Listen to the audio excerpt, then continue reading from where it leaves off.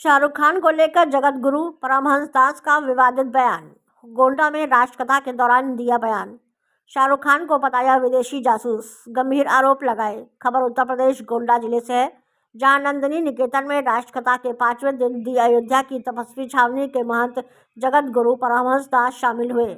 इस दौरान उन्होंने राष्ट्रकथा के आयोजक और भारतीय कुश्ती संघ के पूर्व अध्यक्ष ब्रजभूषण शरण सिंह को आशीर्वाद दिया। कथा के बाद मीडिया से बातचीत में परमहंस दास ने अभिनेता शाहरुख खान को लेकर विवादित बयान देते हुए उन्हें विदेशी जासूस बताया और देश विरोधी गतिविधियों में शामिल होने का आरोप लगाया।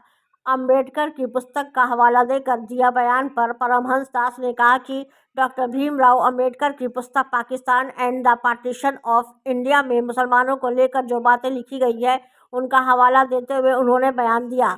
उन्होंने कहा कि शाहरुख खान भारत में पैसा कमाकर पाकिस्तान और बांग्लादेश को खुफिया जानकारी देता है और आतंकवाद को फंडिंग करते हैं। सरकार ने कड़ी कार्रवाई की मांग महंत परमहंस दास से सरकार से मांग करते हुए कहा कि जो लोग देश के विरोधी देशों से भाईचारा रखते हैं, उनके खिलाफ सख्त कार्रवाई होनी चाहिए।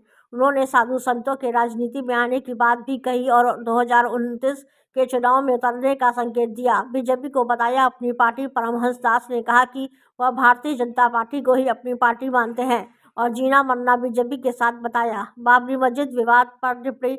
बंगाल में बाबरी मस्जिद को लेकर चल रहे विवाद पर टिप्पणी करते हुए उन्होंने कहा कि बाबरी मस्जिद नहीं बनेगी, लेकिन जो ऐसा करने की कोशिश करेगा उसकी कब्र जरूर बनेगी। जेएनयू विवाद पर एनएसए लगाने की मांग। जेएनयू में कथित नारेबाजी को लेकर परमहंस दास ने कहा कि यह राष्ट्र विरोधी गतिविधि है और उसमें शामिल सभी लोगों पर, चाहे वह छात्र ही क्यों ना हो, राष्ट्रीय सुरक्षा कानून एनएसए लगाना जाना चाहिए। हिंदू राष्ट्र को लेकर बयान। हिंदू राष्ट्र के मुद्दे पर बोलते हुए उन्होंने कहा कि अगर हिंदू राष्ट्र नहीं बना तो हिंदू सुरक्षित नहीं रहेंगे। उन्होंने पाकिस्तान, बांग्लादेश और कश्मीर का हवाला देते हुए हिंदू राष्ट्र को जरूरी बताया। महंत परमहंस दास ने की मीडिया से खास बातचीत। गोंडा से राम नारायण जायसवाल की खास रिपोर्ट।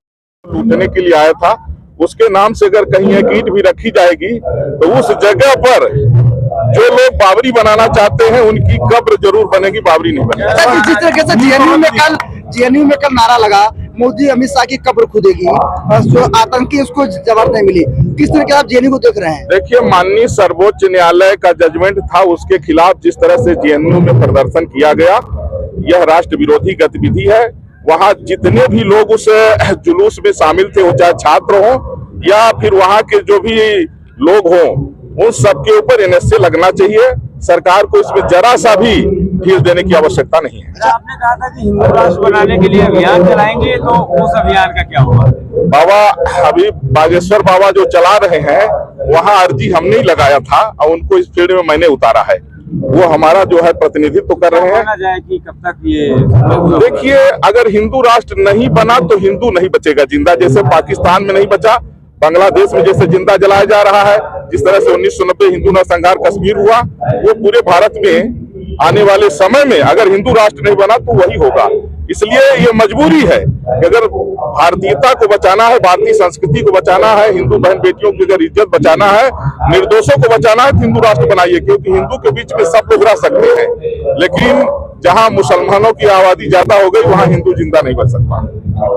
लूटने के लिए आया था, उसके नाम से अगर कहीं एक ईंट भी रखी जाएगी तो उस जगह पर जो लोग बाबरी बनाना चाहते हैं उनकी कब्र जरूर बनेगी, बाबरी नहीं बनेगी। जिस तरीके से जेएनयू में कल नारा लगा मोदी अमित शाह की कब्र खुदेगी, जो आतंकी उसको जवाब नहीं मिली, किस तरीके आप जेएनयू को देख रहे हैं? देखिए, माननीय सर्वोच्च न्यायालय का जजमेंट था, उसके खिलाफ जिस तरह से जेएनयू में प्रदर्शन किया गया, यह राष्ट्र विरोधी गतिविधि है। वहाँ जितने भी लोग उस जुलूस में शामिल थे, वो चाहे छात्र हो या फिर वहाँ के जो भी लोग हों, उन सबके ऊपर एनएसए लगना चाहिए। सरकार को इसमें जरा सा भी ढील देने की आवश्यकता नहीं है। आपने कहा था कि हिंदू राष्ट्र बनाने के लिए अभियान चलाएंगे, तो उस अभियान का क्या हुआ? बाबा अभी बागेश्वर बाबा जो चला रहे हैं, वहाँ अर्जी हमने ही लगाया था और उनको इस फील्ड में मैंने उतारा है। वो हमारा जो है प्रतिनिधित्व कर रहे हैं। जाए कि कब तक ये देखिए, अगर हिंदू राष्ट्र नहीं बना तो हिंदू नहीं बचेगा जिंदा। जैसे पाकिस्तान में नहीं बचा, बांग्लादेश में जैसे जिंदा जलाया जा रहा है, जिस तरह से 1990 हिंदू नरसंहार कश्मीर हुआ, वो पूरे भारत में आने वाले समय में अगर हिंदू राष्ट्र नहीं बना तो वही होगा। इसलिए ये मजबूरी है कि अगर भारतीयता को बचाना है, भारतीय संस्कृति को बचाना है, हिंदू बहन बेटियों की अगर इज्जत बचाना है, निर्दोषों को बचाना है, तो हिंदू राष्ट्र बनाइए। क्योंकि हिंदू के बीच में सब लोग रह सकते हैं, लेकिन जहां मुसलमानों की आबादी ज्यादा हो गई वहां हिंदू जिंदा नहीं बच सकता।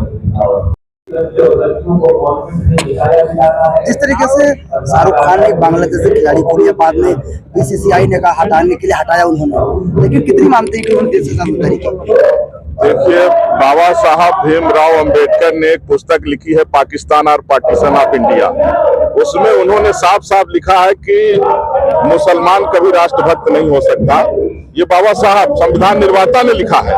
उन्होंने कहा कि मुसलमान का भाईचारा जो है मानवता का नहीं है, मुस्लिम से भाईचारा कर लेगा और उसके लिए आप कुछ भी करिए।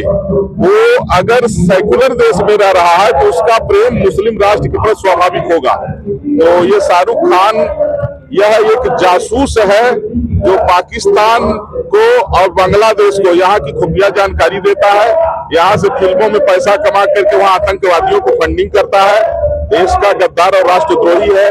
सरकार को चाहिए कि जो ऐसे लोग हैं कि जिससे भारत का तनाव चल रहा है और उसके साथ अगर ये भाईचारा का अगर इस तरह से कर रहे हैं तो इनको सीधे गोली मारने का आदेश होना चाहिए।